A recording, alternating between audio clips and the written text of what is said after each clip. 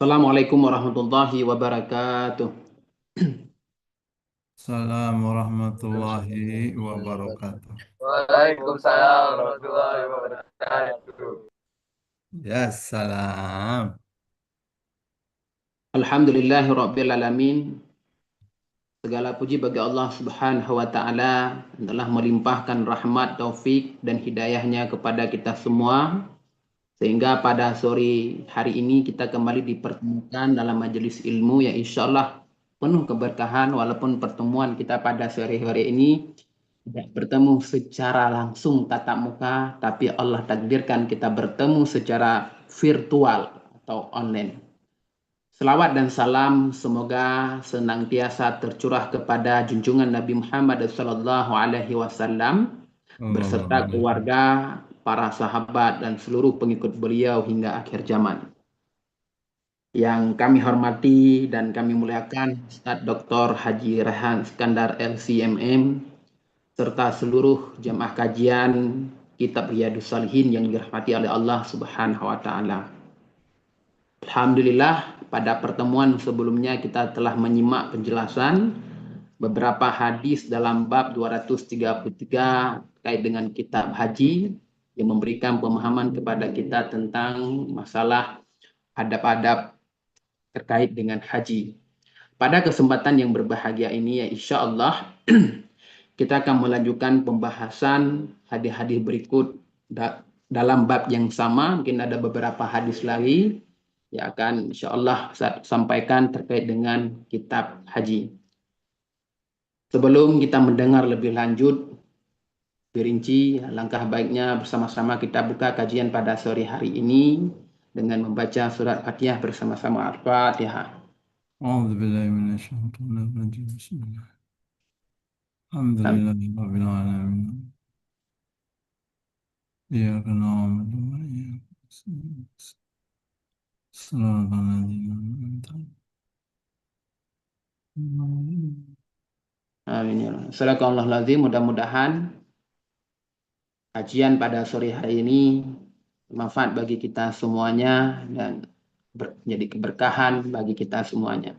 Para Amin. sahabat Daya Hadiah, tanpa memperpanjangkan kata lagi, marilah kita bersama-sama menyimak kajian ini dengan penuh perhatian dan adab. Pada Ustadz Dr. Haji Rahan Iskandar LCMM, kami persilahkan dengan segala hormat. Fadal masykuron pada Ustadz. Baik, bismillahirrahmanirrahim. Assalamualaikum warahmatullahi wabarakatuh. Alhamdulillahi Rabbil Alamin wa bihi nasta'in ala umuri dunya wad din wassalatu wassalamu ala asyrafil anbiya wal mursalin Sayyidina Muhammadin wa ala alihi wa sahbihi ajma'in. Ayuhal ahbab usikum wa nafsi bitaqwallah wa ta'atihi la'allakum tuflihun. اللهم لا علم لنا إلا ما علمتنا إنك أنت العليم الحكيم ربنا هب لنا من لدنك رحمة وهيئ لنا من أمرنا رشدا ربنا لا تزغ قلوبنا بعد إذ هديتنا وهب لنا من لدنك رحمة إنك أنت الوهاب ربنا تقبل منا إنك أنت السميع العليم وتب علينا إنك أنت التواب الرحيم وبعد. Pertama dan utama kita panjatkan puja dan puji syukur kita kehadirat Allah Subhanahu wa taala. Salawat dan salam pada baginda Nabi kita Sayyidina Muhammad sallallahu alaihi wasallam serta keluarga dan para sahabatnya sekalian. Kemudian tidak lupa kita panjatkan doa kepada sang mu'aliful kitab Abu Zakaria Imam Nawawi rahimahullah agar Allah senantiasa lapangkan kuburnya, dilimpahkan karunia-Nya dan diberikan tempat terbaik di sisinya. Amin amin ya rabbal alamin. Sahabat Daya Atiyah dan aku sekalian yang dimuliakan Allah, Alhamdulillah kita masih melanjutkan kajian kitab haji ini yaitu di bab 233 ya. kemarin kita sudah sampai di hadis yang ke-9. Ya, kita akan lanjutkan ya berikutnya pada hadis yang ke-10. Ya, di mana hadis yang ke-9 ini sangat terkait karena temanya oleh Imam Nawawi ini mulai masuk di tema yang baru, yaitu tentang badal haji. Nah, di hadis yang ke-9 ini, ya, diangkat tentang satu pertanyaan dari seorang wanita, ya. Nah, di sini. Wa anhu radhiyallahu anna imra'atan qalat ya Rasulullah, ya, dari Ibnu Abbas radhiyallahu ya, dari beliau itu menceritakan ada seorang wanita bertanya kepada Nabi Shallallahu Alaihi Wasallam, ya Rasulullah, inna faridatallah ala ibadihi fil hajj, ya, adraktu abi syaikhan kabiran la yuthbitu ala rahilah afa ahujju anhu qala na'am muttafaqun alaih. Jadi wanita ini bertanya pada Nabi Shallallahu Alaihi Wasallam bahwa sungguhnya Allah telah memberikan satu kewajiban kepada hambanya, yaitu untuk menjalankan ibadah haji. Ya. Nah, yang menjadi masalah sekarang ayahku ini sudah tua. Dia tidak mampu lagi untuk safar, untuk berpergian. Ya. Apakah boleh aku menggantikannya haji? Kalau nah, iya boleh. Jadi ada badal haji. Yang mana dalam badal haji di sini ya dibolehkan seorang membadalkan haji kalau dia sudah haji. Ya, jadi kalau dia belum haji, kewajibannya belum dipenuhi, maka dia belum boleh membadalkan haji. Ya. Itu syarat dari badal haji. Ya, usahakan kalau ada rezeki, ada maksimal kelebihan, harta, istitoah, ya segera haji, ya barangkali nanti ada orang-orang yang kita cintai bisa kita bantu untuk kita badalkan. Ya ketika kondisinya sudah tidak memungkinkan lagi. Ini bicara masalah badal haji mewakilkan haji. Ya, jadi secara hukum boleh baik itu orang yang masih hidup atau orang yang sudah wafat. Ya, tapi yang masih hidup itu sakitnya permanen, nggak ada harapan sembuh. Ya, kalau yang sudah wafat nggak ada hilaf. Ya, selama dia belum pernah haji. Ya, nah itu. Nah, di hadis yang ke-10 dari Luqaid bin Amir radhiyallahu annahu atan Nabi sallallahu alaihi wasallam faqala inna abi syaikhun kabir la yastati'u al-hajj wala umrah wala dha'n. Qala hujja an abika wa'tamir. Ya. Di sini Luqaid, ya, atau Laqid dari Aqid bin Amir radhiyallahu bahwa dia datang mendatangi Nabi Shallallahu Alaihi Wasallam menceritakan bahwa sesungguhnya orang tuaku ini sudah renta, Syekhun Kabir, sudah renta. Ya, la yastati'ul haji, nggak bisa dia berangkat haji. Juga umroh, walau dha'n. Jadi tidak bisa berpergian sama sekali.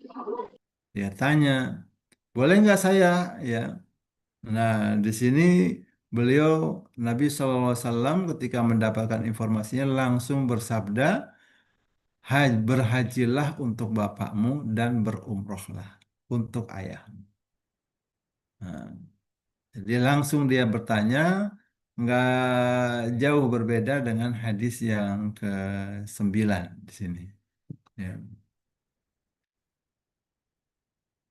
Nah, dari sini para fuqaha ya melihat hadis ini sebagai sebuah dasar dalam haji badal. Ya. Nah, secara filsafat sosialnya jauh lebih dalam, yaitu Islam tidak memandang manusia sebagai individu yang terputus. Jadi dua hadis yang terakhir ini menarik. Ya, seorang anak bertanya tentang orang tuanya supaya ibadahnya itu tuntas menjadi satu bangunan keislaman. Nah, di sini ini menarik Islam ini ya dari dua hadis ini memandang bahwa manusia ini bukan individu yang terputus. Anak punya tanggung jawab dan selesai dipenuhi nggak begitu. Ada membangun kesinambungan. Seorang anak dapat menyempurnakan kewajiban orang tuanya. Disinilah muncul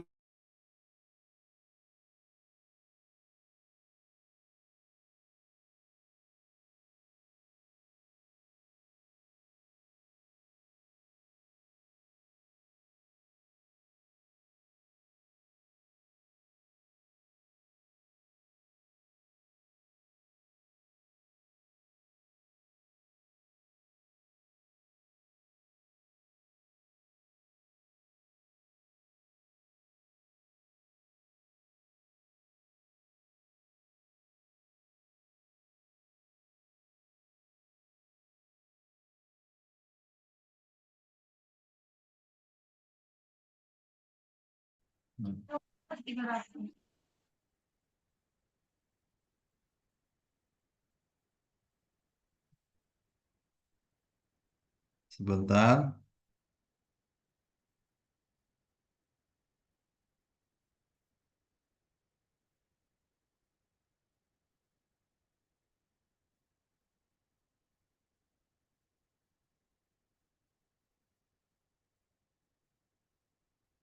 Ya Allah.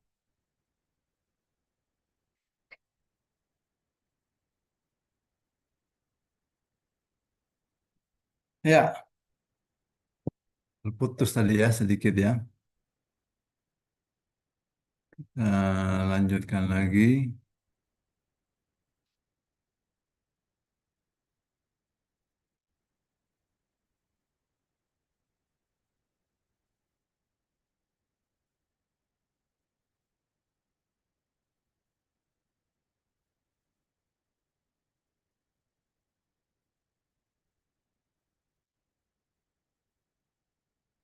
Ya. Nah, ini yang menarik dalam kajian Imam Nawawi. Kenapa memasukkan hadis tentang pertanyaan, ya, pertanyaan ini dua orang dari satu wanita, satu laki-laki bertanya tentang bagaimana bisa menghajikan orang tuanya. Jadi bagaimana Islam ini membangun sebuah solidaritas antar generasi. Ya, yang perlu kita bangun ini risalah Nabi Shallallahu Alaihi Wasallam sebagai Nabi akhir zaman. Risalahnya ini semesta. Wa ma arsalnaka illa rahmatan lil alamin sampai hari kiamat. Peradaban yang dibangun juga berkesinambungan. Ya, jadi apa yang didapat kebaikan pada generasi sekarang ini adalah bagian dari estafeta kebaikan dari generasi yang sebelumnya. Nah, karena itu generasi yang berikutnya ini mengerti membalas terima kasihnya. Ketika ada kekurangan di generasi yang sebelumnya, dia mulai berpikir bagaimana menyempurnakan. Jadi generasi yang sebelumnya sudah menghantarkan dia pada posisi yang terbaik sekarang ini, setelah dia dapat kebaikan, dia mulai melihat generasi yang sebelumnya, mana-mana yang bisa dia bantu untuk menyelesaikan. Wabil khusus, ya, di sini ya membangun sebuah solidaritas yang tidak cuma di dunia tapi sampai ke akhirat. Nah, kesinambungan ini yang ingin diangkat oleh Imam Nawawi. Kesinambungan peradaban yang mulai dibangun dari keluarga. Ya, dari peradaban kecilnya itu keluarga. Jadi dalam Al-Quran disebutkan eh, di dalam surah apa? Surah Al-Hasyr, ya. Surah Al-Hasyr itu kalau saya tidak khilaf itu ya di ayat ini. والذين جاءوا من بعدهم يقولون ربنا اغفر لنا ولإخواننا الذين سبقونا بالإيمان ولا تجعل في قلوبنا غلا للذين آمنوا ربنا إنك رؤوف رحيم. Nah, itu. Jadi ada orang-orang yang datang sesudah mereka, Muhajirin dan Ansor, mereka itu berdoa, Ya Rob kami, berilah ampun kami dan saudara-saudara kami yang telah beriman lebih dahulu dari kami. Ada membangun sebuah solidaritas keimanan di sini. Jangan engkau biarkan kedengkian dalam hati kami terhadap orang-orang yang beriman. Ya Rob kami, sungguhnya engkau maha penyantun lagi maha penyayang. Nah, itu. Jadi ada kesinambungan di sini yang ingin diangkat oleh Imam Nawawi rahimahullah. Ya, kesinambungan ya generasi itu sendiri. Ya. Oke.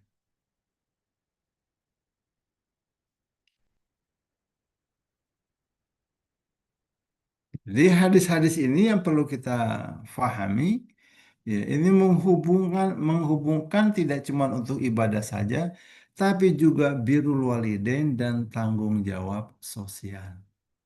Nah, ini hebatnya bicara tentang haji, ya, sebagai penyempurnaan ya dari ibadah-ibadah kita ya, dalam rukun Islam itu sendiri. Oke.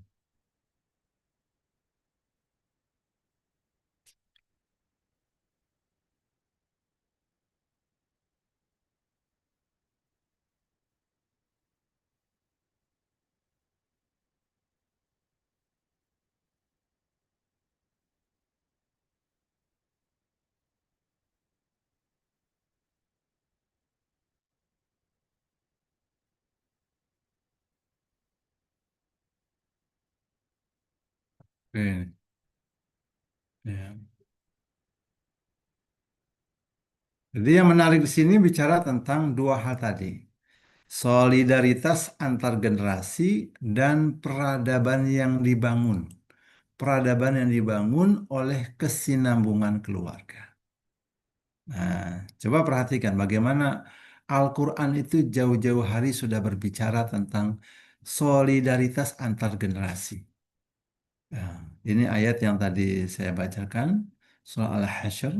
Ya, kemudian juga di surah Al-Fatah dikatakan Muhammadur Rasulullah walladzina ma'ahu asyidda'u 'alal kuffari ruhama'u bainahum. Ya, ada kesinambungan antar generasi. Walladzi Muhammadur Rasulullah walladzina ma'ahu. Muhammad itu utusan Allah dan orang-orang yang bersamanya. Berkesinambungan ini sampai hari kiamat. Kelanjutan yang perlu dipelihara itu adalah karakteristiknya.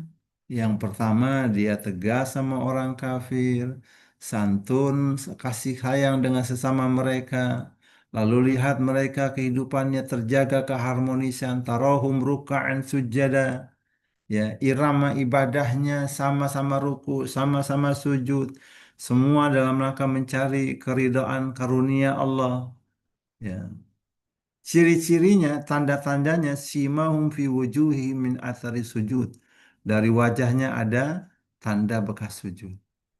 Kesinambungan ini sudah digambarkan ya, dzalika masaluhum fit Taurat dalam kitab Taurat, wa masaluhum fil Injil juga dalam Injil.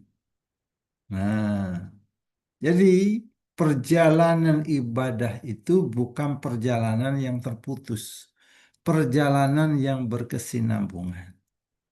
Nah, makanya dari satu generasi ke generasi yang berikutnya terjamin terjaga itu satu ya solidaritas. Nah, itu, ya. Dan juga Nah, nantinya kita lihat di dalam Al-Quran juga, misalnya dalam surat Zukhruf, ya, surat Zukhruf itu, ya, surat ke-43. Nah,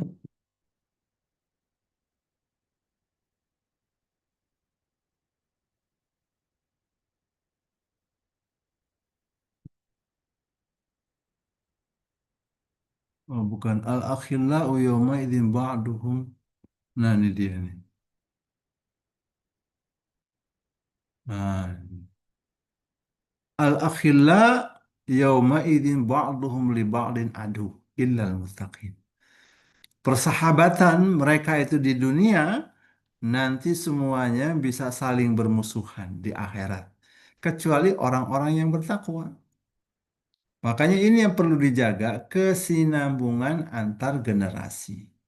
Ya, jangan sampai kita lalai menjaga, ya, hubungan pertemanan dalam bingkai keimanan. Karena ini hubungannya jangka panjang sampai ke akhirat. Haji itu kita ibadah haji karena hubungannya panjang dari Nabiullah Ibrahim alaihissalam sampai sekarang terus berlanjut. Nah, ini yang perlu dijaga. Pertemanan, ya, pertemanan ini.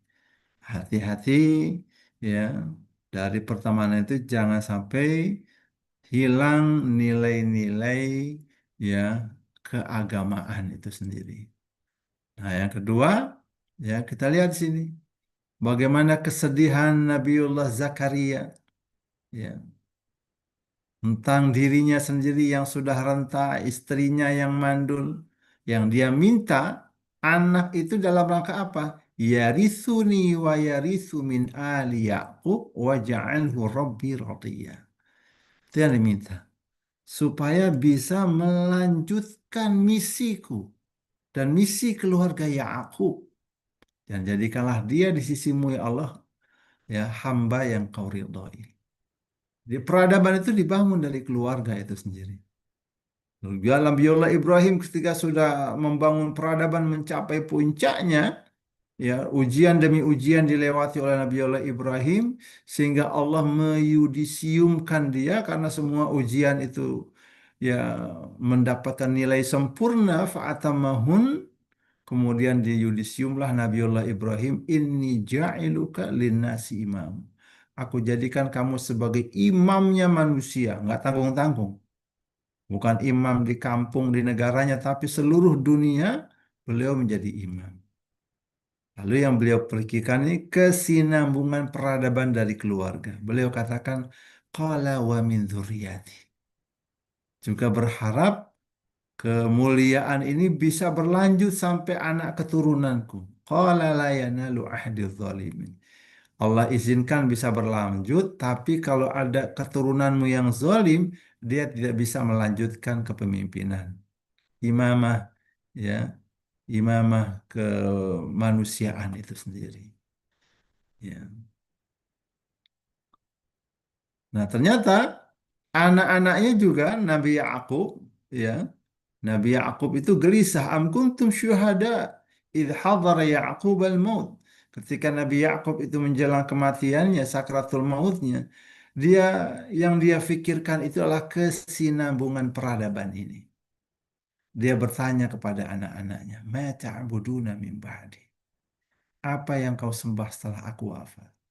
Qalu na'budu ilahaka wa ilaha abaika Ibrahim wa Ismail wa Ishaq ilahu wahida wa nahnu lahu muslim. Nah, jangan khawatir. Kami akan melanjutkan peribadatan itu menyembah Tuhan yang satu, Tuhannya Nabi Ibrahim, Ismail, Ishak, Tuhan yang satu. Kami adalah orang-orang yang pasrah kepada Tuhannya tersebut. Ya. Jadi dua hal ini yang ingin diangkat oleh Imam Nawawi dalam ibadah haji ini, ya, membangun solidaritas antar generasi dan membangun peradaban, ya. Peradaban yang berkesinambungan dari keluarga itu sendiri. Nah, itu yang diinginkan di dalam pemahaman haji itu. Jadi nggak jangan cuma berhenti kita haji, berhenti buat diri kita aja nggak. Ada ya kerja-kerja panjang berikutnya, ya. Nah, terus kita masuk hadis yang ke-11 dari Sa'ib bin Yazid radhiyallahu an. Qala hajja bi abi Rasulullah sallallahu alaihi wasallam fi hajjatil wada wa ana ibnu sab'ina sinin. Ini Sa'ib menceritakan Sa'ib bin Yazid radhiyallahu an bahwa dia pernah berhaji ya bersama Rasulullah sallallahu alaihi wasallam dalam haji wada dan saat itu dia baru berumur ya 7 tahun. Sabak ya, sabak sinin 7 tahun. Baru berumur 7 tahun. Jadi masih anak-anak. Jadi kalau tadi hadis ke-9 ke-10 bicara badal haji buat orang tua. Nah di hadis yang ke-11 ini bicara tentang kesinambungan ya kalau di hadis 9 10 itu kesinambungan apa antar generasi ya solidaritas antar generasi. Nah di hadis yang ke-11 ini kesinambungannya ya bagaimana misi itu berlanjut haji untuk anak kecil. Ya, ini menjadi dalil bahwa haji untuk anak itu secara hukum sah, tapi statusnya tetap menjadi nafilah sunnah. Ya, tetap nanti ketika dia sudah balik, dia tetap harus berhaji lagi. Cuman yang menarik di sini adalah membangun peradaban itu semenjak dini, membangun ritual keimanan. Ya, macam ya kita sekarang kalau sudah terbiasa misalnya bangunan haji itu bangunan Islam, ya kelengkapan bangunan Islam. Kalau dari dini dia sudah kenal berbagai macam jenis bangunan yang indah, yang keren-keren, yang modern, di benaknya dia akan membangun ke depan itu bangunan yang indah-indah, yang modern, yang lebih canggih lagi. Tapi kalau dari kecil dia tidak pernah mengenal bangunan-bangunan yang indah, maka besarnya pun dia ya sebatas itulah bangunan yang dia punya, yang bisa dia bangun. Nah, nah, ini di hadis yang ke-12 diingatkan lagi masih dengan sama dengan hadis yang pertama. Ini kejadian langsung Nabi melihat bahwa dalam haji wada ada anak kecil umur 7 tahun yang haji bersamanya. Di hadis yang ke-12 Ibnu Abbas radhiyallahu anhuma anna Nabi sallallahu alaihi wasallam laqiya rukban birrauha faqala minal qaum qalu al muslimun faqala manil qaum qalu al muslimun qalu man anta qala Rasulullah sallallahu alaihi wasallam. Jadi Rasulullah sallallahu alaihi wasallam bertemu rombongan di Rauha ya. Kemudian ketika Rasulullah tanya, kalian siapa? Mereka menjawab, kami kaum muslimin. Kemudian mereka balik bertanya, kamu siapa? Rasulullah menjawab, Rasulullah Sallallahu Alaihi Wasallam. Nah, ketika mendengar dia itu Rasulullah Sallallahu Alaihi Wasallam, farafa'at imra'atun sabiyan, faqalat alihada hajjun, qala na'am walaki ajrun. Ya, ternyata di rombongan itu ada seorang wanita langsung ya keluar ngangkat bayinya. Ya, ditanya anak kecil itu, ini anak bisa di apa? Dianggap berhaji juga nggak? Ternyata rombongan ini mau haji, satu rombongan ini. Kata Nabi, "Na'am, iya walaka ajrun dan untukmu pahala." Jadi haji buat anak-anak yang sah dia, cuman belum bisa dihitung memenuhi kewajiban. Hajinya sah. Nah, karena itu bagian dari pendidikan peradaban. Nah, pahalanya buat orang tua yang membangun peradaban dari dini, dimuliakan seperti itu. Nah, jadi ini menarik bagaimana ya dari dua hadis ini bicara tentang anak-anak yang haji. Ya sekali lagi ulama menjelaskan haji mereka sah, tapi belum menggugurkan kewajiban setelah balik. Ya, jadi ini secara pendidikan ini luar biasa karena sekali lagi ini membangun pemahaman peradaban keindahan Islam dari semenjak dini. Nah, disinilah Imam Nawawi menyusun hadis-hadis ini ya, sekali lagi dalam rangka peradaban Islam. Dibangun tidak nunggu manusia dewasa. Ya, jadi untuk belajar iman, anak-anak itu diperkenalkan dengan simbol-simbol tauhid dari semenjak dini, pengalaman kolektif umat, kesadaran sejarah Islam.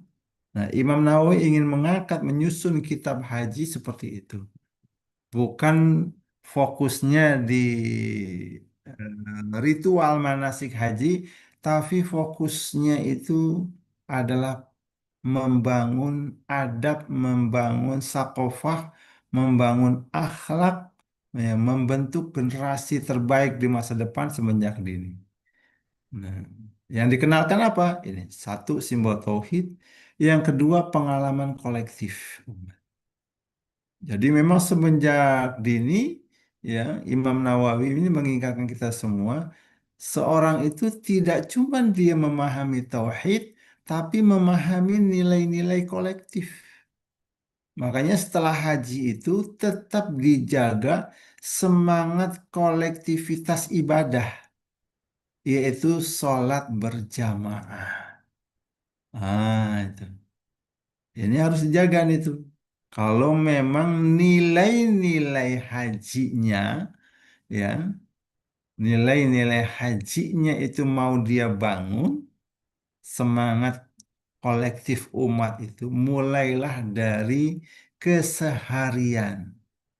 Ya, keseharian dengan menjaga sholat berjamaah 5 waktu. Nah, nanti lebih besar lagi ketika hari Jumat.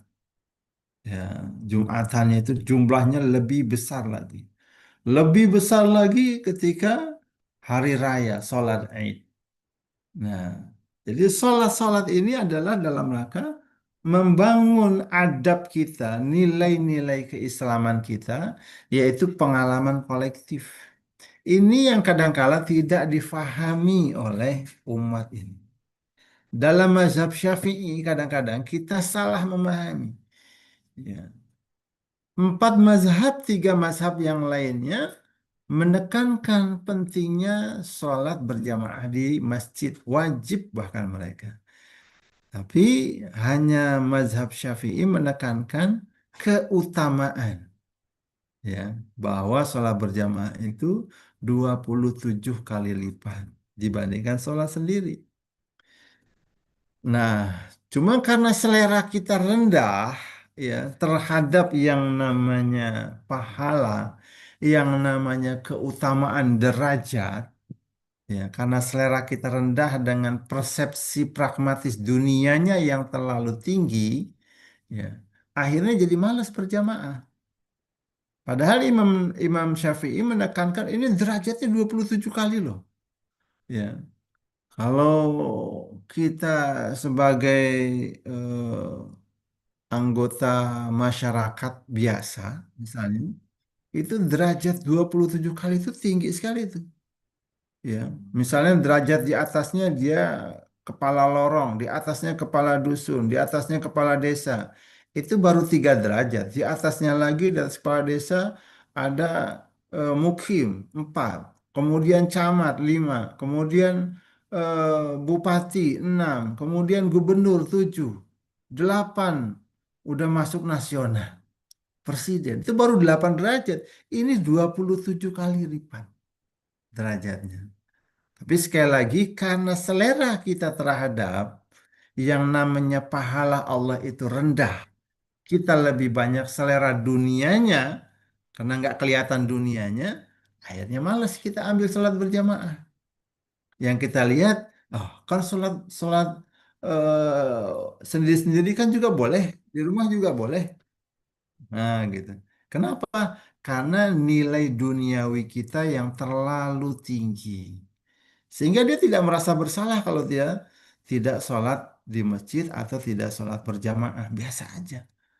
Nah, di situ sudah mulai ada masalah keagamaan kita sesungguhnya. Tidak masuk dalam lingkup dosa, iya betul. Tapi kualitasnya itu rendah. Sehingga dorongan-dorongan untuk mencapai kualitas tinggi itu juga tidak tercapai. Sebagaimana kita kalau memang ya, cara berpikirnya ya hidup ini yang penting bisa makan, bisa minum, ya sudah seleranya sebatas bisa makan, bisa minum. Ya, tapi kalau berpikirnya itu seleranya tinggi, makanannya harus yang bergizi, yang berkualitas. Nah, itu sudah mulai seleranya tinggi di situ. Ya. Makanya yang rendah-rendah dia tidak akan makan. Nah, ini haji ini mengajarkan kepada kita oleh Imam Nawawi disusun kitab Riyadhus Shalihin bab haji ini supaya kita punya selera beribadah dengan ya kualitas yang terbaiknya. Kualitas ibadah yang terbaik adalah semakin bagusnya nilai kolektifnya dia. Makanya di Al-Quran dikatakan, Ya ayuhan nas inna khalaqnakum min dzakarin wa untha wa ja'alnakum syu'uban wa qabaila lita'arafu inna akramakum indallahi atqakum. Jadi orang yang bertakwa itu adalah orang yang memang kualitas sosialnya itu terbaik. Wahai manusia, aku ciptakan kamu ya min dzakarin wa untha, laki-laki dan perempuan, lalu diciptakan kita semuanya ini bersuku-suku, berbangsa-bangsa, berkabilah-kabilah ya. Untuk apa? Untuk saling mengenal, untuk membangun pengalaman kolektif, pengalaman sosial. Nah, di situ nanti akan terlihat siapa yang paling bagus kualitasnya ya, ternyata mereka yang kualitas ibadahnya bagus. Karena Allah katakan inna akramakum indallahi atqakum. Nah, ya. Jadi orang makin tinggi kualitas ibadahnya, makin bagus kualitas kolektifnya, kualitas sosialnya. Makin mengerti dia membangun peradaban karena ada kesadaran sejarah bahwa yang dulu sudah membangun sebuah mahakarya, jangan sampai kemudian dia tidak menjadi bagian kelanjutan mahakarya itu. Nah, jadi di sini dalam bahasa modernnya, haji itu sekolah karakter lintas generasi. Nah, termasuk di hadis ke-13 an Anas radhiyallahu anna Rasulullah sallallahu alaihi wasallam haja ala uh, rahlin wa kanat zamilata. Ya, jadi di sini mulai masuk tema baru bahwa Rasulullah Sallallahu Alaihi Wasallam ketika berhaji itu berhajinya di atas kendaraan dan kendaraannya itu membawa bekalnya. Ya. Jadi ibadah itu bagaimana mendapatkan tidak menyiksa diri di sini. Ya, betul beribadah, tapi jangan berlebihan sampai melakukan penyiksaan diri. Ya, karena dalam hadis yang lain juga dikatakan halakal mutanathi'un. Celakalah orang yang beribadah lalu memaksa-maksakan diri. Nanti biasanya dia nggak kuat. Tengah jalan dia capek sendiri, kemudian ya sudah mulailah latihan-latihan bikin maksiat. Jangan sampai begitu. Jadi berhajilah, beribadahlah dengan kondisi yang nyaman, tapi mencapai target yang maksimal. Yaitu target hatinya menjadi hamba Allah, pikirannya juga begitu. Tindak tanduknya dalam berkomunikasi tidak letih. Ini yang membuat kenyamanan. Karena ada juga orang yang berhaji memaksa-maksakan diri, letih ketika ada masalah sedikit, tersenggol, marah di situ. Nah, jadi itu yang perlu dijaga dalam karena tadi di sini haji ini membangun pengalaman kolektif, ya. Ini haji ini membentuk sekolah karakter, ya. Nah, di antaranya buat fisik tetap dia memaksimalkan ibadah, tapi jangan dibawa berlebihan keletihannya. Nah, jadi di sini walaupun Rasulullah Sallallahu Alaihi Wasallam itu mampu berhaji dengan kemegahan, tapi beliau memilih kesederhanaan. Ya, itu. Jadi beliau naik kendaraan sendiri, nggak ditandu. Ya, nah, jadi bukan dilayani, beliau membawa bekalnya juga sendiri. Bukan dilayani semua bekal-bekal dibawa orang lain sampai tempat sudah diservisnya gitu. Hadis ini tetap bagaimana fokus menjaga fisik, ya, tapi dengan penuh tahu kualitas fisiknya masing-masing, sampai jangan sampai berlebihan, kecapean tengah jalan, akhirnya nggak selesai hajinya. Ya. Nah, pilihlah ya kenyamanan dengan kesederhanaan. Juga di sini kita lihat ada kritik terhadap ya satu budaya prestis. Ya, sekarang ini kita disodori kehidupan yang semuanya serba mewah. Ya, mau nonton film apapun, apalagi yang namanya drama-drama, sinetron, itu yang ditampilkan semua budaya prestis. Ya, semua orang-orang yang kaya instan, ya, bagaimana cerita-ceritanya itu cuma pergi 5 tahun, 3 tahun, tapi kekayaannya sudah luar biasa. Ya, nah jangan ngelihat ke situnya. Cara berpikir kita itu realistis, relevan dengan kondisi keadaan. Ya. Jadi jangan sampai ketika beribadah ini berubah menjadi simbol status. Nah, Nabi menunjukkan nilai haji itu tidak terletak pada kemewahan perjalanan, tapi terletak pada ketundukannya kepada Allah. Ya.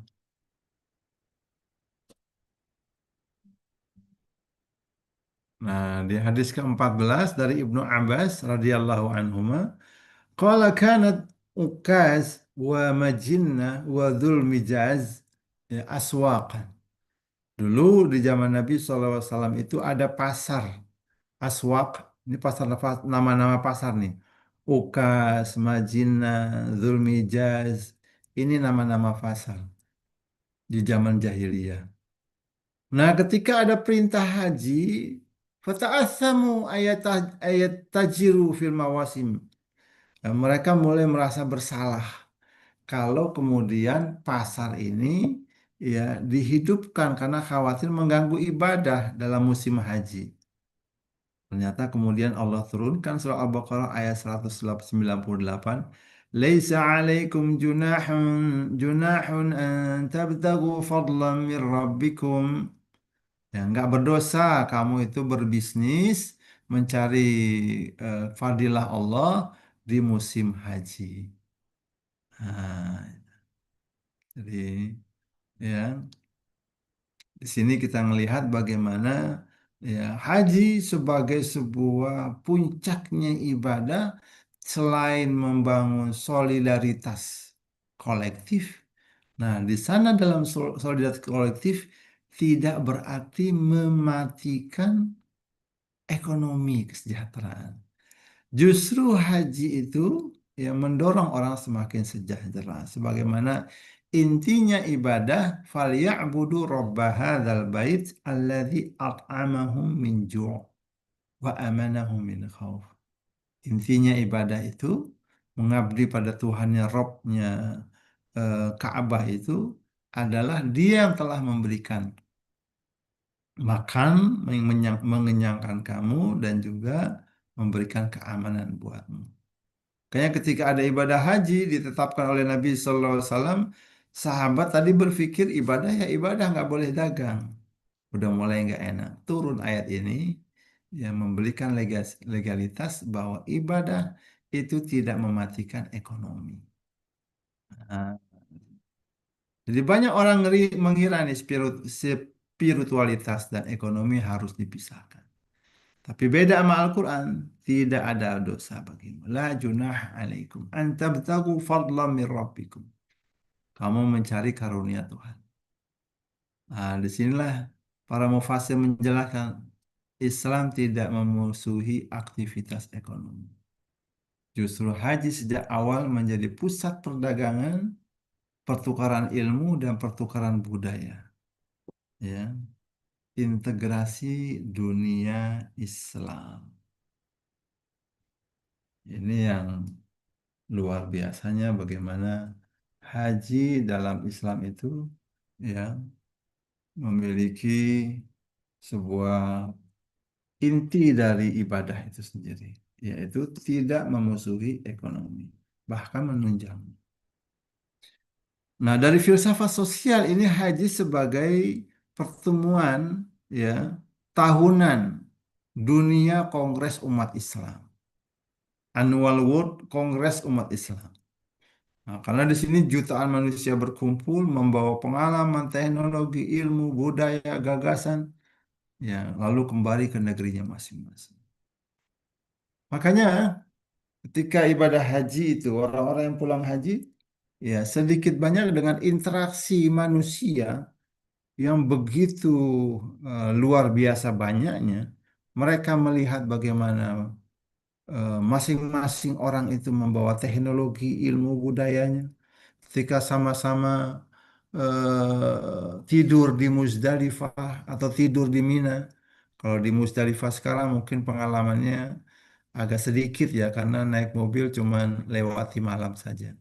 Tapi ketika mereka ada di Mina, mereka tinggal di Mina, itu mereka langsung melihat bagaimana pengalaman dari masing-masing manusia dari berbagai macam, ya, jenis budayanya, gagasannya. Kalau mau kemudian berkeliling, ya, 3 hari itu di Mina, ya, mulai dari selesai Aqobah, mungkin dia bisa menyelesaikan tawaf ifadah. Setelah itu kembali ke Mina. Nah, besoknya mereka melontarkan jumroh, 3 jumroh itu. Nah, itu ada malam pertama, malam kedua, ya, ya. Kalau yang mau lanjut selesai sampai malam ketiga, ya. Nah, di situ, ya, 24 jam bisa bertemu ini dengan manusia-manusia berbagai macam pengalaman. Ya, cuma kalau tidak kemana-mana, cuma di tendanya saja, ya nggak ketemu banyak pengalaman. Perlu jalan melihat, ya, berinteraksi, ya, berdiskusi.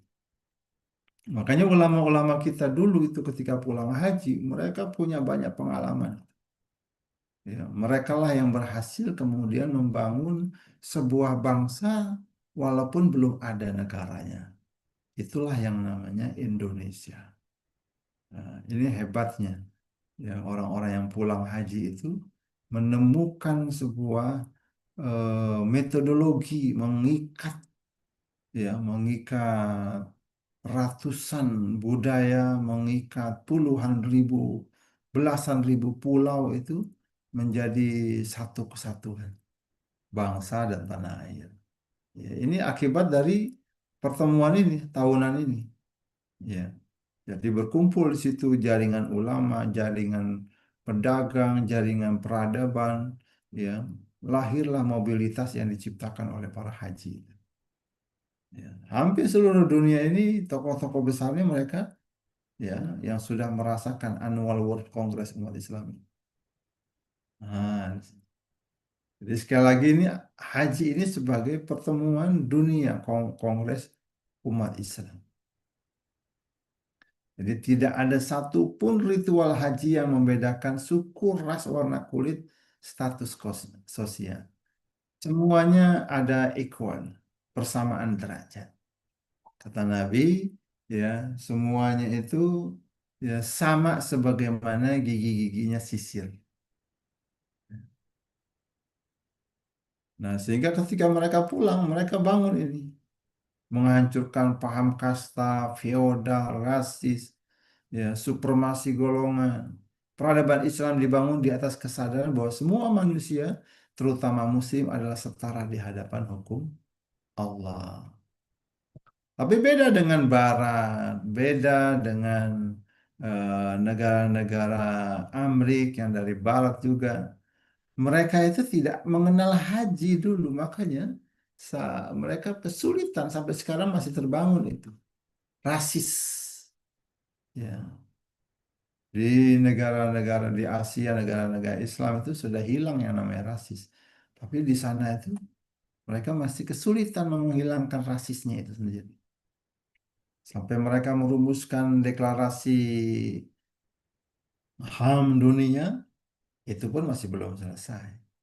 Rasis masih terus ada, supremasi golongan masih ada, kasta-kasta masih terbangun.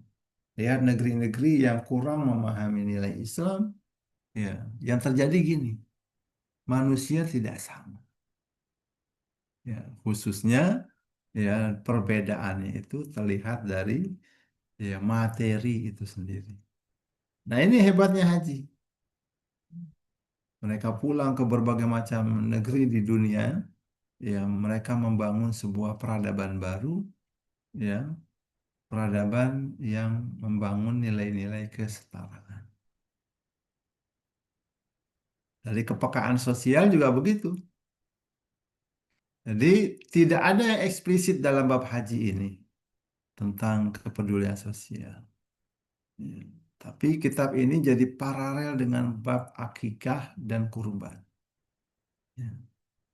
Nah, di sini nilai sosialnya dibangun. Haji mengajarkan ukhuwah, akikah.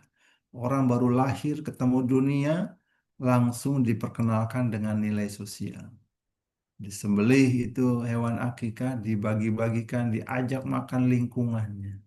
Jadi semenjak dini, ya kita itu sudah dibangun semangat bersosial.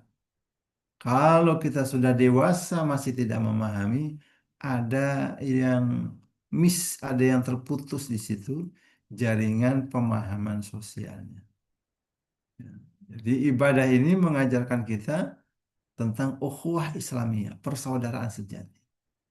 Ya, dari Mina melontar jumroh, ya, ukhuwah Islamiyahnya di Mina, melontar jumroh ini bentuk penolakan terhadap setan, bentuk kejahatan, penindasan, korupsi, ya, perbedaan derajat itu dilempar jumroh itu ditimpuk setan-setan itu, dihilangkan semua ya penyakit-penyakit sosial. Nah, saat yang sama juga haji mendorong ekonomi. Jadi seorang yang berkewajiban haji ya mendorong kita ini untuk produktif menabung karena pengen haji. Tidak cuma nabung, dia bekerja juga produktif. Dia kelola keuangan dengan baik. Karena ibadah itu mendorong orang untuk mencapai kehidupan yang lebih baik. Ya, disinilah melahirkan jiwa-jiwa wirausaha, literasi keuangan dalam peradaban Islam. Jadi tiga hal ini yang menarik dalam haji ini adalah ya membangun persamaan, menguatkan hubungan sosial, dan juga pemberdayaan ekonomi. Ya. Nah, ini Imam Nawawi mengajak seperti ini.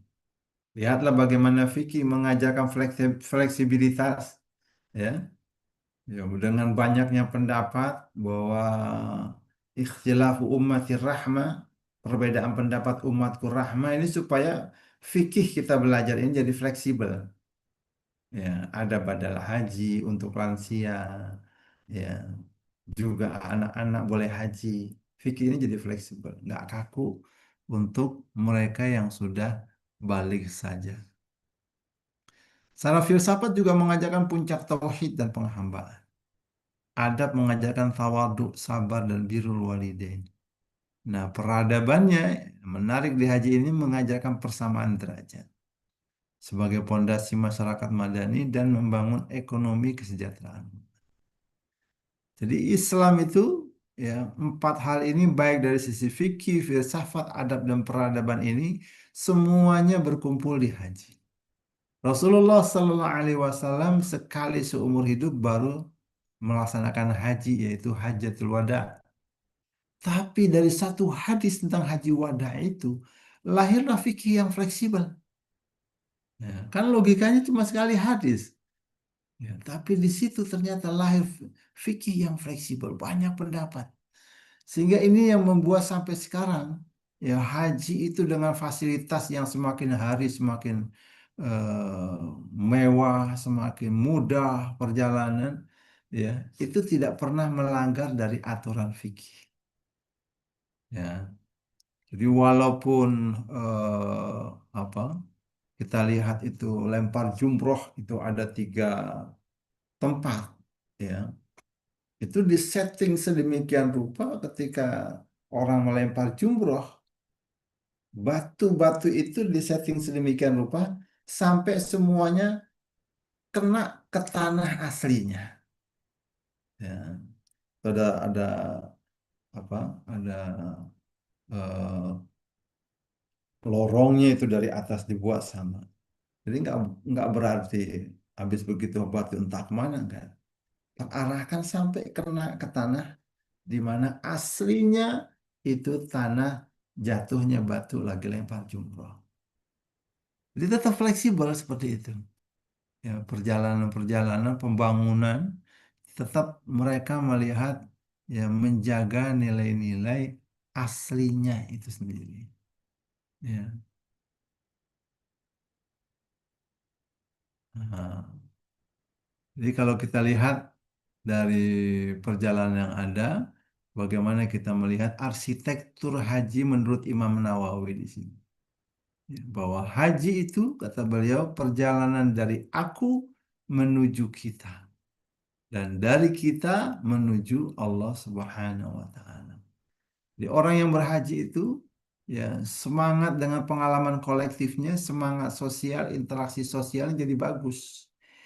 Ego dirinya itu bisa dia kendalikan menjadi ego kolektif.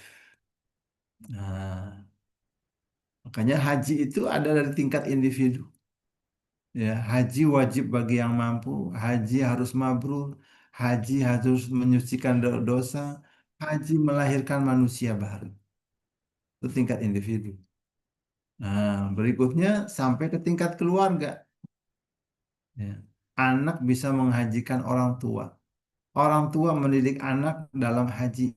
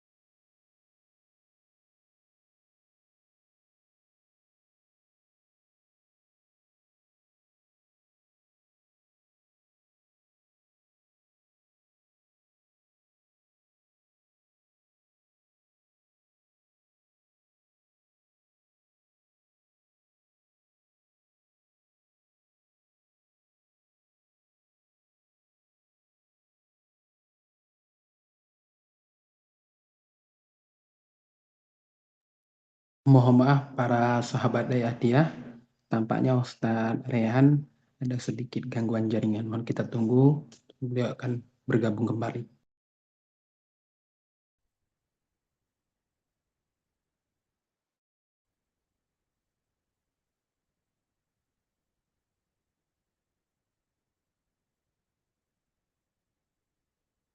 Oke,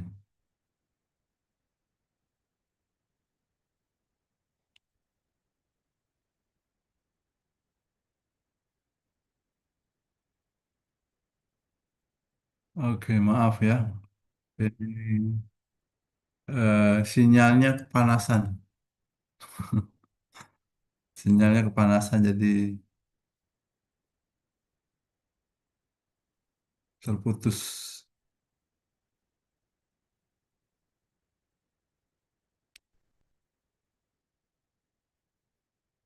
Oke, kita lanjut lagi. Jadi Imam Nawawi mengajak kita untuk memahami haji ini, ya beliau menyusun dari tingkat individu di awal itu, ya hadis-hadis di awal, kemudian masuk ke tingkat keluarga, masuk ke tingkat umat di sini, nggak ada kasta, dan terakhir masuk ke tingkat peradaban. Wah, Imam Nawawi ini menyusun kitab ini luar biasa.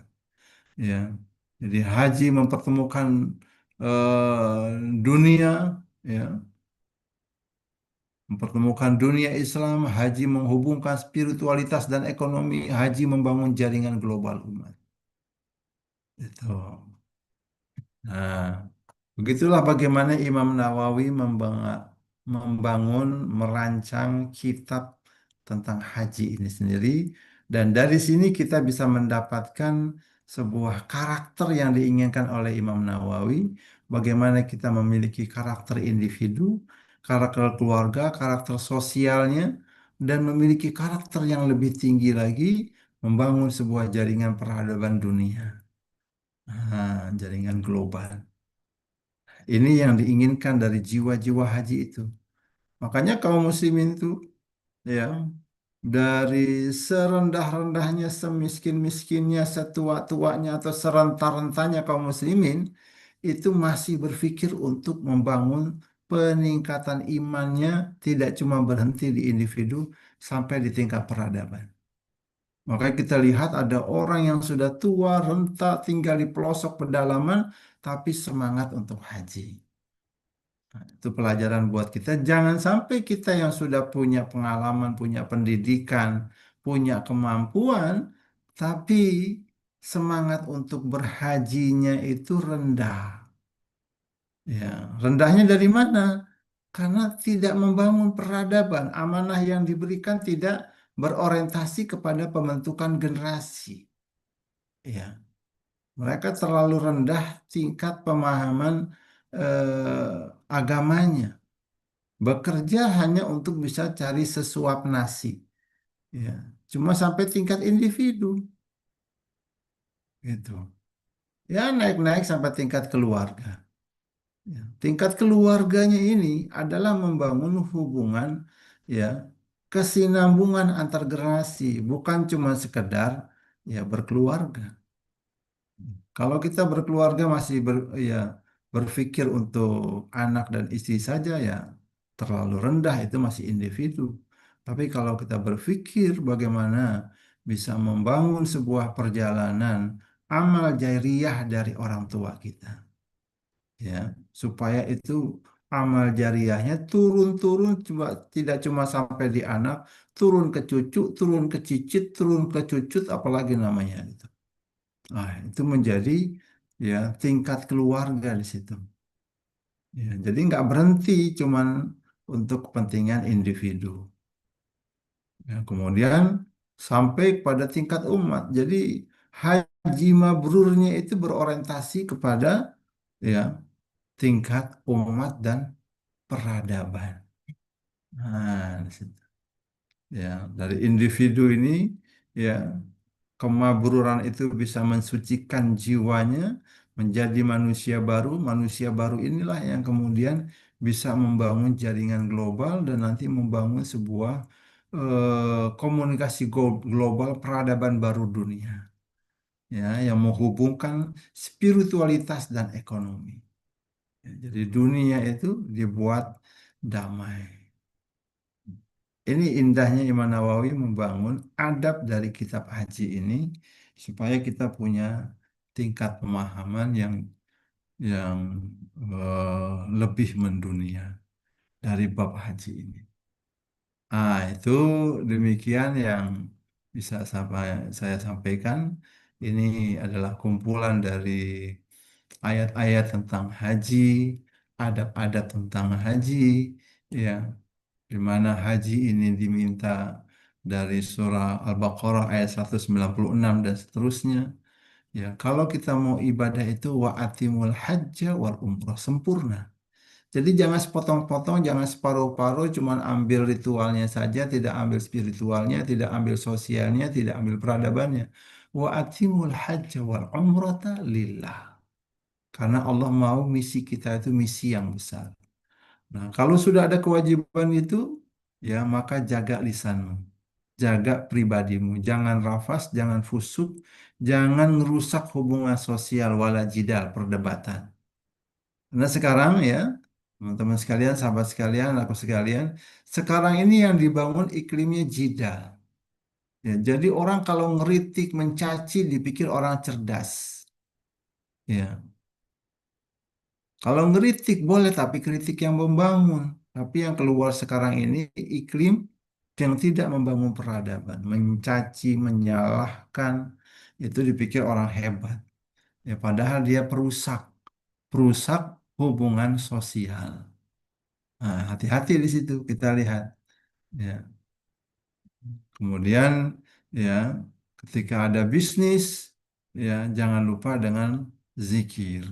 Perbanyak terus zikir. Zikirnya nggak sangat yang utama perbanyak istighfar. Kemudian zikirnya nggak tanggung-tanggung, nggak cuman kalau kamu bisa membanggakan diri keluargamu dengan sebutan-sebutan yang bagusnya, kepada Allah harus lebih banyak lagi zikirnya. Diminta keutamaan dunia dan akhirat. Nah, kurang lebih begitulah bagaimana kitab haji bisa kita padai pada pertemuan kali ini. Nah, mudah-mudahan kita memiliki mentalitas seorang yang haji.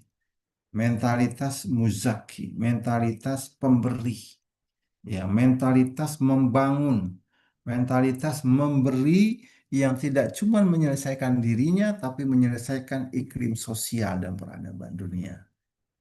Nah, itu orang-orang yang memiliki mentalitas haji. Karena haji ini sekali lagi adalah penyempurna bangunan keislaman kita. Ya, orang akan melihat di situ Islamnya kita dari mentalitas haji kita. Wallahu a'lam bishawab.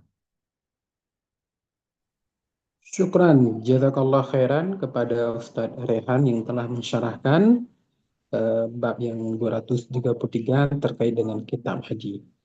Mudah-mudahan apa yang telah disampaikan oleh beliau bermanfaat bagi kita semuanya. Semoga Allah izinkan kita bisa menunaikan ibadah haji di tahun yang akan datang, insya Allah. Amin. Baik, para sahabat Dayatiyah, barangkali ada yang ingin ditanyakan terkait dengan kitab haji. Ini kita sudah tuntas ya Ustaz ya, bab Ya. kitab haji. Ya insya Allah kita akan memasuki di Senin yang akan datang. Mudah-mudahan tidak ada halangan di bab yang berikutnya, bab 234 terkait dengan jihad. Ya insya Allah jihad. Baik, ada pertanyaan dari para sahabat, para jamaah? Jika ada, silahkan diaktifkan audionya. Atau sudah sangat paham apa yang telah saya sampaikan, mudah-mudahan tidak hanya didengarkan pada sore yang berbahagia ini, ini bisa kita aplikasikan dalam kehidupan kita sehari-hari, karena kita sudah 233 yang sudah kita belajar bersama terkait di kitab Riyadhus Shalihin. Tampaknya para sahabat sudah paham, Ada Fatah itu, Masya Allah. ada pertanyaan Ada Khairul anak Fatah. ganteng ini, Kafa. Masya Allah, luar biasa. Gimana Kafa? Rafa?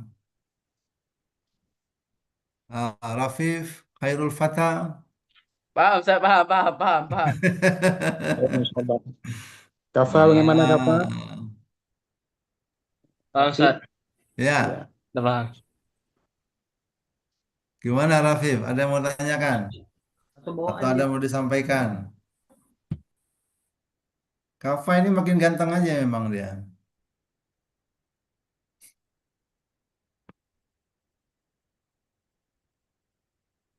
Masya Allah. Baik Ustaz, tampaknya sudah paham. Kita doakan semuanya kita di sini yang ada di Zoom ini, mudah-mudahan tahun depan Allah takdirkan kita bisa berada di uh, Baitullah, insya Allah. Amin, amin. Baik, kita tutup pertemuan hari ini. Yang pertama kami mengucapkan jazakallah khairan sekali lagi kepada Ustadz Rehan yang telah meluangkan waktu pada sore hari ini. yang telah menyampaikan ilmu kepada kita ini. Semoga Allah memberikan keberkahan Ustaz dan selalu mendapatkan lindungan dari Allah Subhanahu wa taala. Amin. Dan kami ucapkan jazakumullah khairan kepada para sahabat semuanya, para santri Hidayah Atiyah yang telah meluangkan waktu, mudah-mudahan bermanfaat apa yang telah disampaikan. Kita tutup pertemuan hari ini dengan baca doa kafaratul majelis. Subhanakallahumma wa bihamdika asyhadu an la ilaha illa anta Baik. astaghfiruka wa atubu ilaik. Kami akhiri. Assalamualaikum warahmatullahi wabarakatuh. Waalaikumsalam warahmatullahi Warahmatullahi wabarakatuh. wabarakatuh. Mantap. Syukran.